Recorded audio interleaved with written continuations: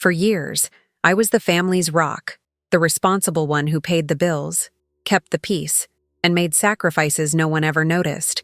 Sitting at a crowded table in the dimly lit restaurant, the chatter buzzed around me like distant static. But inside, my thoughts were a quiet storm. My 28th birthday party was in full swing, yet no one seemed to see the weight I carried just beneath my smile.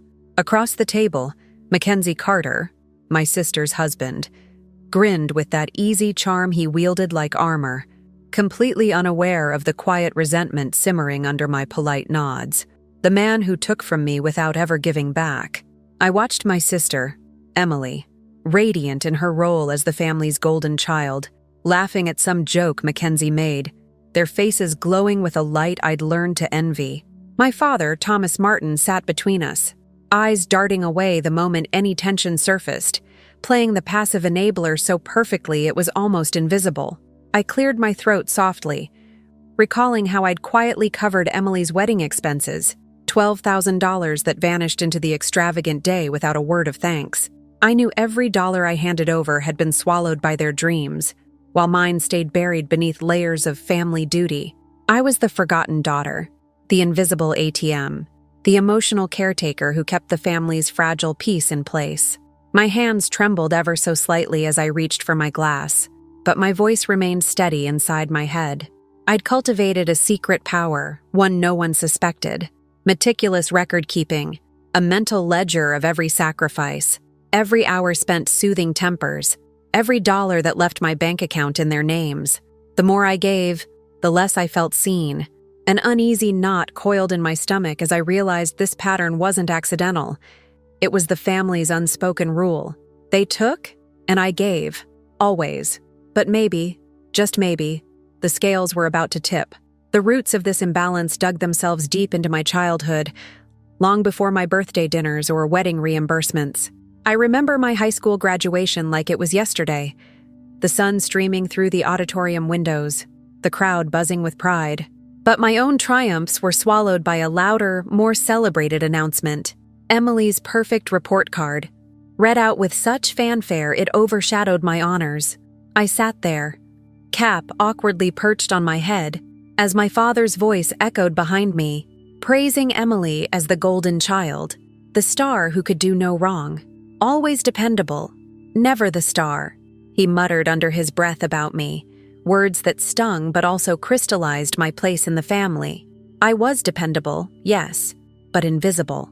At 14, when Mom lost her job, I silently took on the financial burden, paying bills, buying groceries, anything to keep the household from falling apart. I convinced myself it was just family duty, that my sacrifices were necessary and right. But beneath that dutiful exterior, a fragile resentment grew. I became the scapegoat, the one expected to serve without complaint. While Emily bathed in praise and privilege, I took on the emotional labor too. The endless peacekeeping, planning holiday dinners, smoothing over fights sparked by Mackenzie's sly digs or Emily's blind loyalty. None of it was visible to the outside world, and even within the family, my efforts were met with dismissal or expectation. I believed their love was real, even if it was buried beneath layers of neglect and manipulation. I was loyal, maybe too loyal, and that loyalty blinded me to the toxicity that quietly seeped into our every interaction. It was a pattern I thought I could live with, until the cracks began to show. Over the years, my sacrifices piled up like unpaid debts no one acknowledged. I quietly funded Emily's college tuition, $30,000 spread across semesters she breezed through without a second thought. I covered emergency car repairs for Mackenzie when his charming facade slipped, and not once did he thank me. When a sudden medical bill threatened to collapse the fragile family balance, I took out a $15,000 loan without telling a soul, swallowing the weight alone. Every holiday, every birthday, even funerals became mine to organize and fund. I spent over $1,000 on catering and decorations, trying to create an illusion of family unity while my own needs were ignored. David Brooks, my fiancé, and the one person who saw through the facade, became my anchor. He urged me to keep track of everything, to document the invisible labor that swallowed me whole. So I did. I built a digital ledger listing every dollar spent, every hour sacrificed, every emotional cost I bore. It was my secret power, a weapon in waiting that Mackenzie and the rest of them remained blissfully unaware of. My father saw these transactions but chose silence, unwilling to disrupt the fragile peace by calling out the exploitation. Emily, wrapped in her golden child bubble, dismissed my contributions as expected, never once acknowledging the burden I carried. The frustration inside me grew with every unrecognized sacrifice, every moment I bent to hold the family together alone. Then came the night of my recent college graduation ceremony, the moment I thought might finally tip the scales. As I walked across the stage, the applause was polite but lukewarm, a stark contrast to the boisterous cheers that erupted moments later for Emily, who was about to receive an award for community service. I caught Mackenzie's quiet, cutting whisper in my ear. "You should have just skipped the party, Riley. Nobody's interested in your kind of success." The words burned hotter than I expected, their sting amplified by the presence of dozens of guests. My cheeks flushed crimson as a few close family friends glanced my way, the discomfort hanging heavy in the air. My father avoided my gaze entirely, and Emily let out a dismissive giggle, brushing off the insult like it was nothing. I swallowed the lump in my throat and told myself to let it go. Maybe they just didn't understand. Maybe it wasn't worth fighting over. But the seed of doubt was planted, and it spread quietly, gnawing at my resolve. Was my family truly proud of me? Did they see me as anything more than the dependable shadow in the background? David squeezed my hand, his touch steady and reassuring, a silent promise that I wasn't alone. For the first time, a crack formed in my careful tolerance, a hint that maybe I didn't have to suffer in silence forever. The moment I dared to stand my ground, the tide turned quicker than I expected. It was subtle at first. The way Aunt Lorraine's smile didn't quite reach her eyes when we passed at the grocery store. The sudden hush when I entered a room full of cousins and family friends. Then the whispers began, soft, but sharp enough to slice through the fragile peace I'd clung to. Mackenzie's words were poison, carefully crafted and spread like wildfire. "Riley's selfish," he told anyone who'd listen. "Always taking, never giving back. She drains the family dry, emotionally and financially." I felt the weight of those accusations like stones pressed against my chest, tightening with each passing day. When I confronted Emily, hoping for some sliver of understanding, she looked at me with a chill I hadn't expected. "You're making this about you again," she snapped, her voice cold behind the facade of sisterly concern. "Nobody's keeping score but you." Her refusal to see my side stung more than Mackenzie's venom. Even Dad, my father, sat silently on the sidelines, his eyes flickering away whenever I sought his acknowledgement. His silence felt like a betrayal etched into the very foundation of our family. Invitations to weekend dinners stopped arriving. The warm hugs at family gatherings turned into polite nods or outright avoidance. I was becoming the outsider in the very family I'd built my life around. Every whispered conversation I overheard, every sidelong glance chipped away at my resolve. Mackenzie's flying monkeys were relentless. Distant relatives who once smiled warmly now questioned my motives, hinting I was manipulative or spoiled. I fought the urge to lash out, to scream that I was the one who'd sacrificed everything. But instead, I curled inward, wrestling with the suffocating loneliness. The gaslighting was suffocating. I began to doubt my own memories, my worth. Was I really the villain in our story? The family's unspoken narrative was clear. I was the problem, the troublemaker who needed to be quiet. But beneath the ache, a stubborn flame flickered. I knew I couldn't keep sinking into silence. Endurance was no longer an option. Determined to break the cycle, I reached out for a family meeting. I wanted honesty, a chance to lay everything on the table without the usual drama. Thomas agreed to mediate, his reluctant nod offering a thread of hope. Sitting in the cramped living room, I handed out printed sheets, itemized receipts, bank statements, every single transfer I'd made over the last 2 years. "I love you all," I said, voice steady but soft, "but I can't keep feeling invisible and used." The room fell silent, the weight of my words hanging in the stale air. Mackenzie smiled, That practiced charm twisting every accusation into something petty. "Riley's just holding grudges," he said smoothly. "She can't let go of the past." Emily chimed in, eyes flashing with loyalty. "You're exaggerating, Riley. This family isn't your personal bank." Dad shifted uncomfortably, cutting in with, "Let's focus on family harmony. We don't need this kind of confrontation." The phrase hit me like a slap. Family harmony at the cost of truth and respect. The meeting dissolved into stilted silence and forced smiles. No one acknowledged my pain. No one saw the ledger of sacrifices laid bare before them. I walked away feeling smaller, defeated. Not because I lacked evidence, but because the ones I loved refused to see it. The walls I'd hoped to break through only grew thicker, and for the first time, I understood how deep the isolation ran. My quiet plea for peace had been met with manipulation and dismissal. The family I had fought so hard for was slipping through my fingers, and the realization was a bitter pill to swallow. Weeks later, Thanksgiving arrived, and with it, a humiliation I hadn't prepared for. As we gathered around the table, the usual warmth was tainted with an undercurrent of tension. The air smelled of roasted turkey and cinnamon, but my heart felt heavy with dread. I confronted my father quietly, voice low. "Where is my savings? The $45,000 I gave for the family's future?" His answer was a sting wrapped in false calm. "Mackenzie convinced me to invest it in a promising business. High risk, but potential payoff." I felt the ground shift beneath me. "You didn't tell me," I whispered, disbelief twisting my words. At dinner, I faced Mackenzie, eyes blazing with betrayal. He smirked, the arrogance in his tone cutting deeper than any slap. "You trusted me. That was your choice." Dad shrugged, dismissing my pain. "It's a family matter. You need to trust us." Guests averted their eyes. Some murmured behind cupped hands. Others stared at their plates.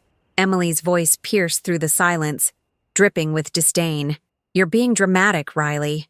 Stop overreacting." The humiliation was public and raw, a spectacle of my broken trust displayed for all to see. The financial loss was staggering, but worse was the cold apathy from the people who should have protected me. Mackenzie's manipulation wasn't just about money. It was about control, about shattering my place in our family. The realization settled like a stone in my gut. I was expendable, a sacrifice on their altar of convenience. The family's refusal to hold him accountable burned a deep, bitter scar. In the quiet hours that followed, I penned a letter, the last attempt to salvage what was left. My hand trembled as I wrote, each word soaked in exhaustion and longing. I need respect and honesty. I need my contributions acknowledged, and my boundaries respected. I poured onto the page, my voice raw and pleading.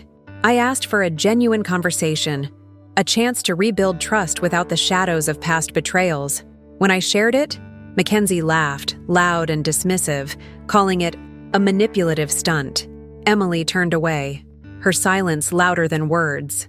Dad avoided my gaze, offering no reply. The letter vanished into the void of indifference, a painful testament to the line crossed. That cold rejection shattered the last fragile hope I clung to.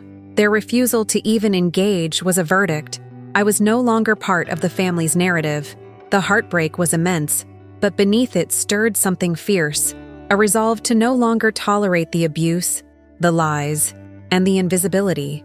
I was done being the invisible thread holding their tapestry together. It was time to reclaim my story, no matter the cost. The silence that followed the letter was deafening. Invitations stopped, phone calls went unanswered, and the warmth that once filled family gatherings turned brittle, like ice cracking beneath a fragile surface. Even Aunt Lorraine, my last sanctuary, began to retreat, her smiles strained and eyes shadowed with unspoken apologies. I heard through whispered conversations how Mackenzie's carefully planted words had taken root. I was reckless, emotionally unstable, selfish, a drain on the family's resources and patience. His venom spread faster than I could catch or refute it, twisting the truth until I was the problem, not the betrayed. My father, once a silent observer, shifted from passive enabler to tacit accomplice, his silence a weight heavier than any accusation. The house I once called home felt like a stranger's domain, doors closing softly but firmly in my face. David was the only constant in the storm, his presence a fragile tether to sanity. Yet even his steadfast support felt like a whisper lost in a hurricane of rejection. At night, I lay awake, the echoes of laughter and celebration from family events I wasn't invited to gnawing at my heart. I found myself questioning everything. Was I truly as flawed as they claimed? Had I been blind to my own mistakes? To my supposed selfishness? The ledger of sacrifices I kept, once a source of quiet strength, now felt like a list of failures. The number of times I had tried to reach out, only to be met with cold shoulders or sharp words, replayed in my mind like a cruel mantra.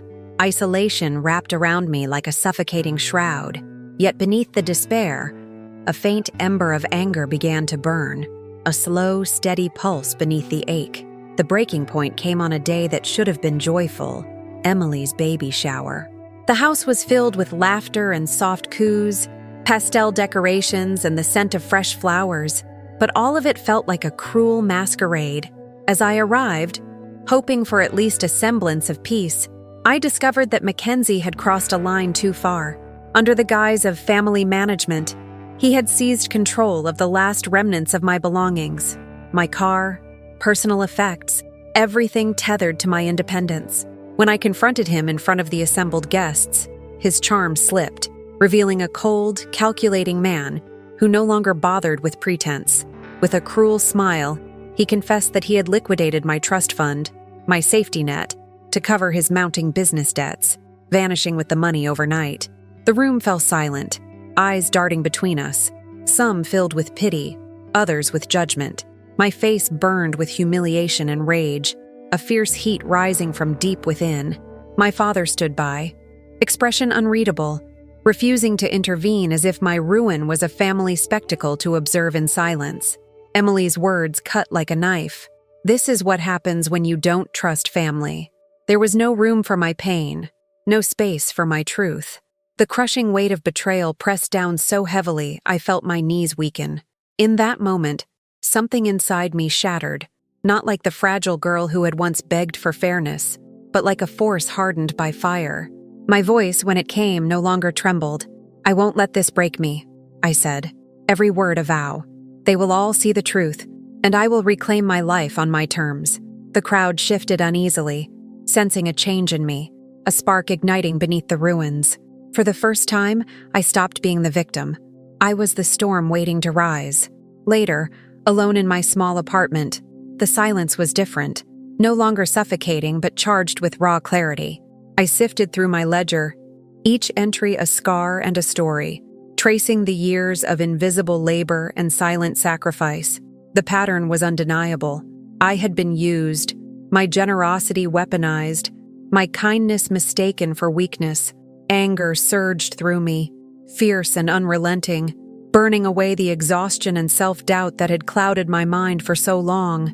I saw myself not as the problem, but as the scapegoat, the family's reliable victim, the forgotten provider who bore the weight of their neglect.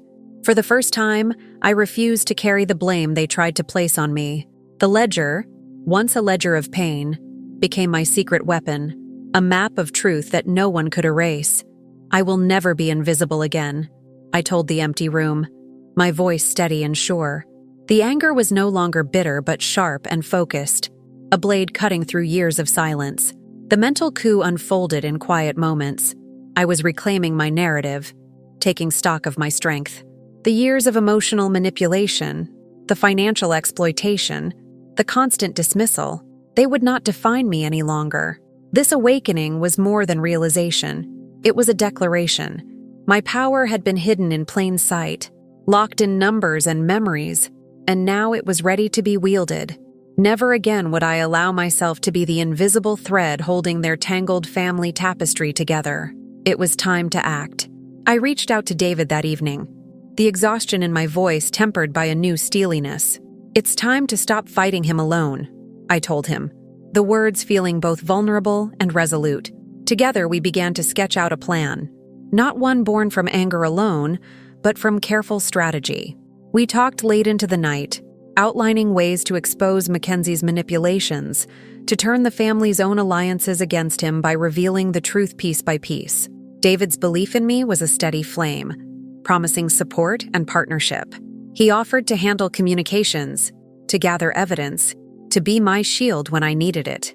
I agreed to keep a calm facade in public, to hide the storm brewing beneath, preparing for a subtle but effective campaign that would reclaim my dignity and my life. My first move was to contact Aunt Lorraine, hoping to rekindle the one flicker of trust left within the family. The conversation was cautious but hopeful, a tentative olive branch extended toward an ally who might help me navigate the treacherous waters ahead. This shift, from reaction to action, marked a turning point.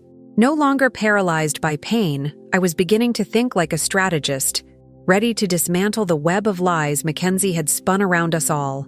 The road ahead was uncertain, but for the first time in years, I felt the thrill of control.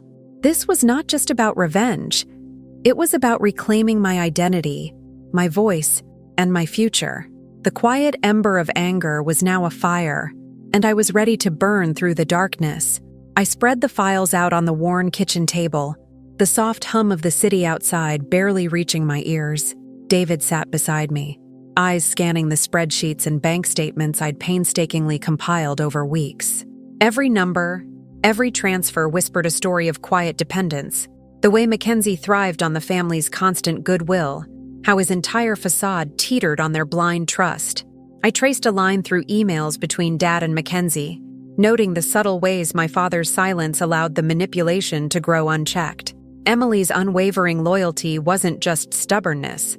It was a shield Mackenzie wielded, deflecting any suspicion like armor. Together, we mapped out the cracks in his carefully constructed image. What surprised me most was the number of relatives who'd quietly voiced their doubts about Mackenzie, but chose silence over conflict. Fear of family drama, the unspoken rule to maintain appearances. It was a wall I hadn't fully seen before. This knowledge was both troubling and promising. I picked up my phone and contacted a legal consultant, a woman who specialized in family estates and financial disputes. Her voice was steady, professional, assuring me that my records, texts, bank details, witness statements formed the backbone of a solid case. "You've got more leverage than you think," she said. Listening to her, I felt a flicker of hope. I looked at David, my heart pounding with cautious excitement. My secret power had been in the ledger all along, the evidence of my sacrifices, the truth I'd been too afraid to wield. Now, it was my weapon. As the night stretched on, I cataloged each piece of evidence, marking potential pressure points where Mackenzie's dependence on the family could become his undoing. His charm, his lies, they'd all crumble under this scrutiny. The family's reputation, the estate, even my own father's quiet complicity were threads I could pull, unraveling the web Mackenzie had spun. For the first time, I wasn't just a victim. I was a strategist, quietly assembling the tools I needed to reclaim my place. Despite the turmoil, I maintained my calm exterior in front of family, the mask of warmth and normalcy firmly in place. At every gathering, I played the role of the supportive sister, the dependable daughter, all while moving silently behind the scenes. I memorized passwords to shared financial accounts during casual conversations, slipped away to file notarized statements with the legal consultant, and organized the growing mountain of evidence against Mackenzie. These tasks were small but deliberate, silent strikes designed to slowly disarm him without raising alarms. I whispered cautious updates to Aunt Lorraine, who had become my trusted confidant. She agreed to weave subtle questions into conversations with Emily and others, planting doubt where none yet existed. I reached out, too, to distant relatives whose loyalty wavered, sharing carefully coded concerns about Mackenzie's honesty and the growing unease many felt but dared not voice. Every message was a careful dance. I knew Mackenzie's eyes and ears were everywhere, waiting for any sign of dissent. Yet, beneath my gentle smiles and polite conversations, a quiet storm brewed. I felt the tension coil inside me, a delicate balance between patience and urgency. This was a game of shadows, where every whispered doubt and every secured password nudged the family toward a reckoning. The momentum was building, invisible, but undeniable, and I was determined to see it through without a single misstep. Late one evening, while digging through the cluttered home office for any overlooked evidence, my fingers brushed against a thin, worn envelope tucked behind a stack of dusty books. The label caught my breath.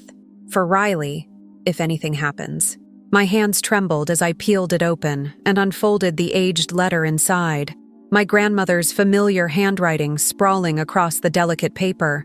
Her words were a revelation, a secret clause hidden in the family will that none of us had known existed. According to the letter, if Emily, the primary heir, failed to meet certain financial responsibility standards, partial control of the family estate would pass to me. The conditions were clear, and more importantly, they outlined specific obligations Mackenzie had to uphold to maintain influence, obligations he had unquestionably broken. The weight of this discovery settled heavily on me, explaining so much about Dad's silence. Thomas wasn't just passive out of convenience.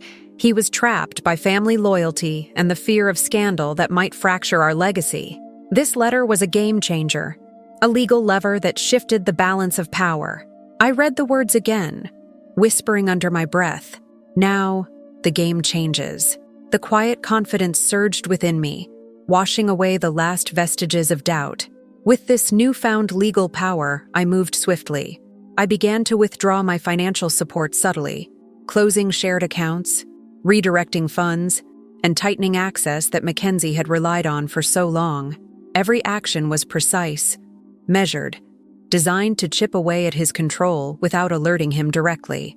I confided in Aunt Lorraine and a select few relatives I trusted, revealing the hidden clause and urging them to watch for signs of Mackenzie's unraveling. The atmosphere at family gatherings shifted imperceptibly. Small glances, whispered conversations, and minor social snubs began to isolate him. In a private moment, I confronted Emily with the letter's implications, planting seeds of doubt about Mackenzie's reliability and the future of their family legacy. Her eyes flickered with confusion and denial, but I knew the truth had been planted. Mackenzie noticed the obstacles, locked accounts, cautious relatives, but dismissed them as unfortunate coincidences. He hadn't yet connected the dots, underestimating my resolve. The early ripples of my plan were spreading, subtle, but growing stronger. I could feel the tide turning, and though the battle had only just begun, I was no longer the one being crushed beneath the weight of betrayal. The first moves were mine, and the consequences were already unfolding beneath the surface. The family reunion was a lavish affair, a sprawling garden party under a sky so clear it felt like the universe was holding its breath. I arrived with a quiet determination, clutching the folder that held my truth. Every bank statement, email, and witness note carefully arranged. The faces around me buzzed with the usual polite smiles and small talk. But beneath it all, I sensed the fragile tension I'd been nurturing for weeks. This was the moment I had prepared for, the day my silence would shatter like glass. Mackenzie was there, his charm a practiced mask, greeting relatives with that easy smile that once fooled me.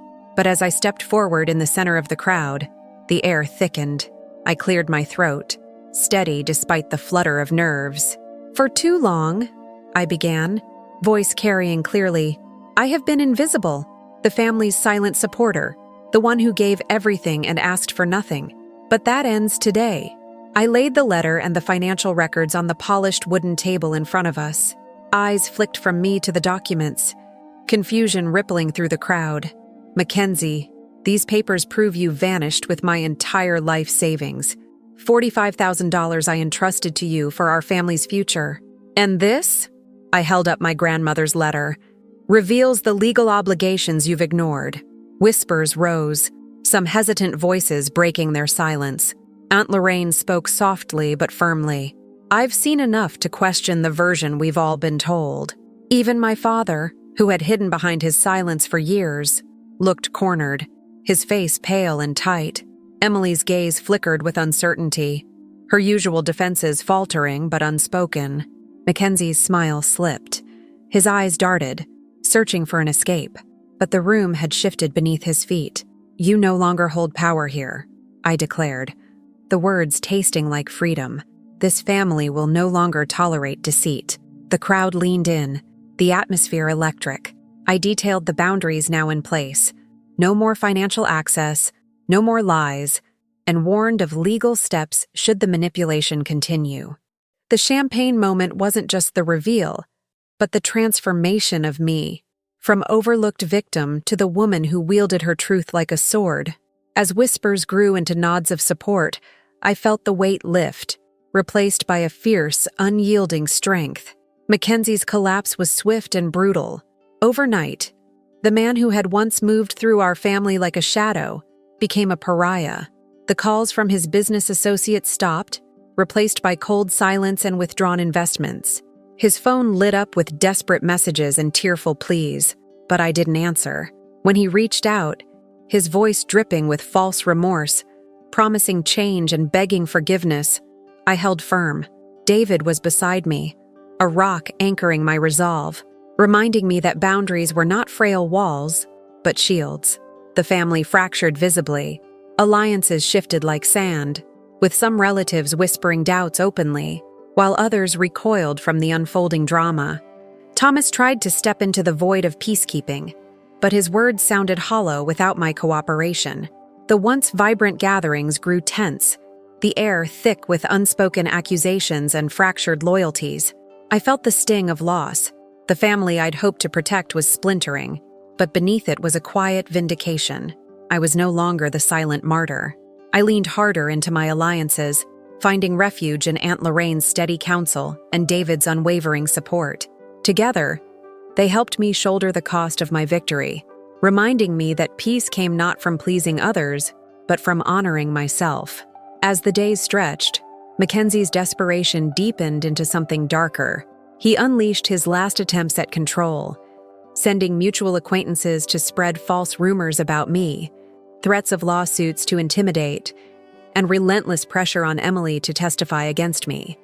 His tactics were venomous, designed to fracture my newfound strength, but I was ready. With legal counsel guiding every step, I met each assault with calm facts and documented proof. I spoke softly but firmly when confronted, refusing to be baited into anger or guilt. Family members began to see through his desperation. Old doubts turned into wary distance. Even Thomas's silence cracked into questioning glances, the weight of his complicity pressing down at last. The flying monkeys returned, but their tactics failed. The web of lies they tried to spin unraveled under the light of my evidence and steadfast demeanor. My network of allies grew, a quiet army of support that made Mackenzie's isolation absolute. His influence, once so pervasive, shrank until he was nothing more than a ghost at family events, ignored, disbelieved, powerless. The man who thrived on manipulation was now undone by his own desperation. I stood firm, unyielding, my voice no longer a whisper, but a clear bell ringing through the fractured family. With Mackenzie's fall sealed, I began to breathe again. The next family gathering felt different. There was space for me now, a seat at the table where my voice mattered. The secret clause in my grandmother's letter granted me a formal role in managing the family estate, a responsibility I accepted with quiet pride. This was more than money. It was recognition, a shield against future betrayal. David and I grew closer, our relationship a sanctuary built on honesty and mutual respect. I set boundaries that no one dared cross, no longer the invisible caretaker, but a woman who knew her worth and refused to compromise it. Thomas tentatively began to face the consequences of his silence, small steps toward accountability that gave me hope. Even Emily showed flickers of doubt, the armor around her loyalty to Mackenzie beginning to crack. As I sat at a quiet brunch with Aunt Lorraine and David, the sunlight warming the room, I felt a gentle peace settle over me. The journey had been painful, marked by loss, anger, and betrayal. But I had reclaimed more than money. I had reclaimed myself. My smile was small but real, a promise that I would never be invisible again. This was not the end, but the beginning of a life where my voice carried weight, where my boundaries were respected, and where I could finally look ahead with hope.